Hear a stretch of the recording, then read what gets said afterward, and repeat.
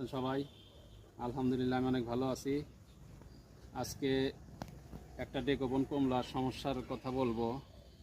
সেটা হচ্ছে এই কমলাটা হঠাৎ করেই ফেটে যায়। ফেটে যাওয়ার কারণ হচ্ছে গাছে বোরনের অভাবের কারণে কমলা ফেটে যায়। এটা ডেকোবন জাতের কমলা, এটা জাপানের বিখ্যাত একটা জাত, বিশ্বের মধ্যে সবচেয়ে দামি কমলা এবং অনেক ভালো, আমাদের দেশে খুব ভালো ফলন দিচ্ছে। কিন্তু এই কমলাটা রাখতে পারলাম না, ফেটে যাওয়ার কারণে ফাটা অবস্থায় আমি কমলাটা ছিলিয়ে দেখবো যে কী অবস্থা। দেখেন কি সুন্দরভাবে চোষা উঠে যায়, পাকেই নেই কিন্তু ভিতরে কত সুন্দর, এই যে সুন্দরভাবে উঠে যায় ভিতরে, একদম রসে ভরপুর। এটা যখন হারভেস্ট করার টাইম জানুয়ারির দিকে হারভেস্ট করা যাবে, একদম হলুদ হয়ে যাবে। দেখেন কত সুন্দর, মানে পরিপক্ক হয় না তাই এই অবস্থা। দেখেন কি পরিমাণ ভিতরে রসে ভরপুর।